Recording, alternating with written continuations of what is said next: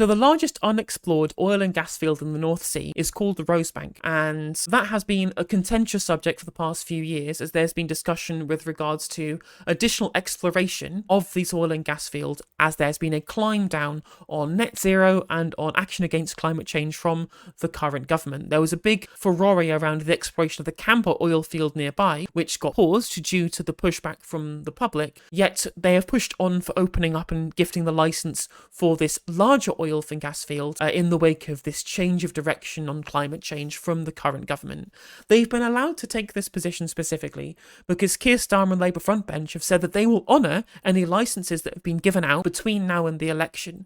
So it essentially gives the Tories free rein to issue as many licences as they can now to ensure that Labour are the ones who have to pick up the pieces with any failure on adherence to net zero that we fail on in between now and at the end of their next parliament, when their record will get properly scrutinised on things like climate change, on things like the economy, etc, etc. Now, one thing I'm going to head off right at the pass on this one is there's going to be loads of discussion, there's going to be loads of points of view on Rosebank coming from government and people speaking from the government and people speaking from a conservative perspective, that the reason they have to do this is for extra energy security, so we don't rely on people like Vladimir Putin and the Saudis, for example, to supply us with oil and gas. We can have oil and gas developed on our own shores that we can use. Now, it's worth pointing out that that's not how any of this works. All of the oil and gas is bought on the global market at wholesale prices that are entirely decided by the overall supply. We've not stopped buying Russian oil and gas, and that's why the prices has gone up. The oil and gas from Russia has stopped entering into the European market,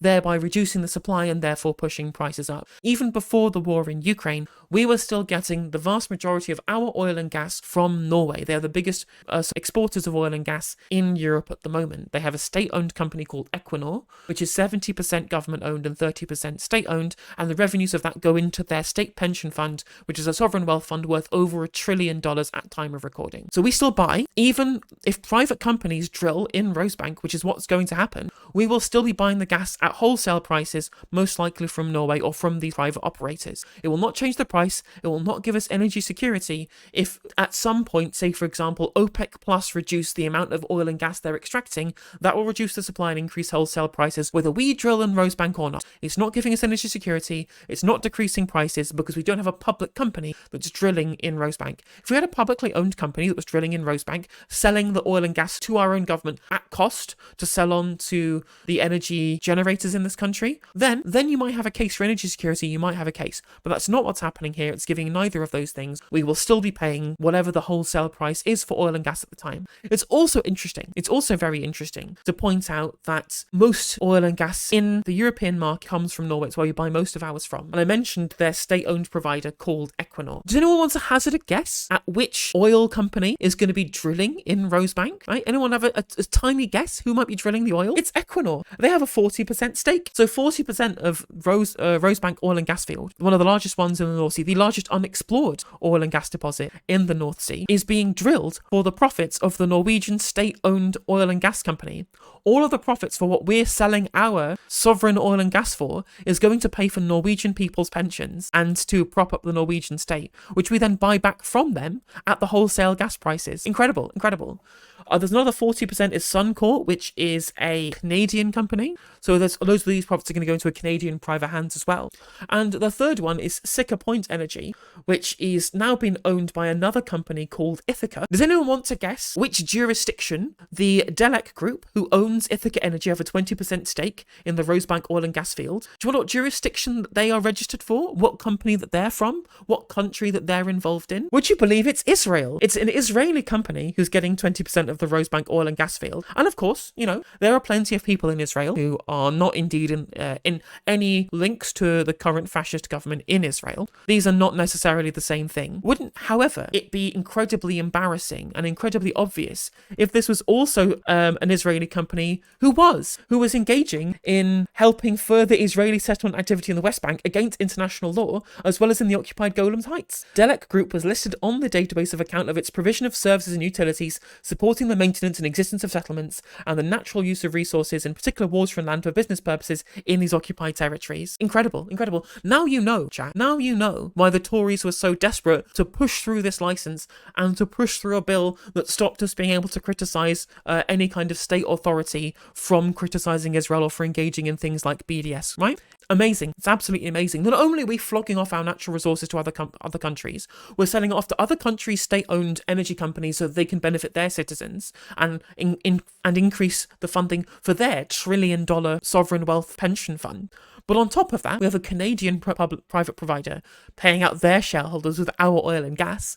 And on top of that, we have an Israeli company that is helping facilitate the construction of settlements in the West Bank against international law. Love it. Great. Brilliant. And you may say, no justice. Whoa. You may, wait a minute, no justice. There is something that we gain. We gain tax revenues from any oil and gas they extract in the North Sea. And that is, of course, true. We do get some tax revenue, which we could take all of that. If we publicly owned it, we'd get all of that profit rather than just taxing the profit.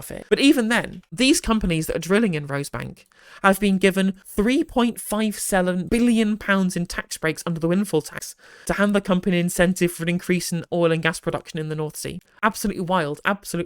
To understand, the level of damage that this extra exploration will do, the single new oil and gas field in the North Sea would be enough to exceed the UK's carbon budget from its operations alone, analysis has shown, as the government considers fossil fuel expansion despite the legally binding commitment to net zero. That would mean that other sectors of the economy would have to cut their emissions further and faster to enable the UK to stay within its carbon budgets if the Rosebank field went ahead. And the government's energy security and net zero strategies, running more than 1,000 pages, were unveiled, and they contain a major gamble on carbon capture and storage, which is of course a gigantic boondoggle that is expecting loads of innovation and creation of new products to happen. The only way we'd be able to hit these targets. They seem to have kind of divined that there will indeed be a future carbon capture technology that will deal with these issues, and they're just kind of crossing their fingers and praying that hopefully that capitalists and the technology people and the innovators will solve this stuff before it gets too bad, rather than taking action now with technology we have currently. But what have the Tories have been if not gambling? I mean, gambling with your mortgages, gambling with your pension funds, and now indeed gambling with the future of the planet. So there you go. Good work, Conservatives. The emissions from Rosebank's operations alone, not counting any emissions from burning the oil and gas it's likely to produce, are likely to reach 5.6 million tonnes of carbon dioxide. This would be enough, when added to the emissions from the operations of existing oil and gas fields, to exceed the amount of emissions that should be allowed to come from the UK's oil and gas sector within the UK's total carbon budget from 2028. Counting Rosebank's likely emissions, oil and gas production would exceed its theoretical share of the UK's fifth carbon budget from 2028 to 2032 by about 8%, and exceed its share of the sixth carbon budget from 2033 to 37 by about 17%. Remember when the Heathrow expansion was predicated on electric car take-up? Exactly. These people just make these ridiculous predictions based upon things that there is no evidence that will happen, on just guessing these things will actually happen. It's been predicted that Rosebank could produce 69,000 barrels of oil a day at its peak and about 44 million cubic feet of gas per day in its first 10 years. That's a lot of emissions, folks. That's 2,298 offshore wind turbines or 8,486 solar panels. Wow. I bet Scottish people in chat are going to be extra pissed off, as that they're the ones who have the territory that this field is in, right? They're the sovereign territory that this is in, is Scottish as part of the United Kingdom. And if they have independence, they would be able to actually have this one license for a state oil driller so that they could then take the profits. But instead, the UK are taking hold of it and are allowed to be able to flog it off to the Norwegians, the Canadians, and the Israelis. It's amazing what taking some MPs out for a moderately nice dinner can get you in the UK. Well, exactly. We all saw what happened with Jonathan Reynolds getting given special privileges by Google and then mysteriously going back on the tax for tech firms.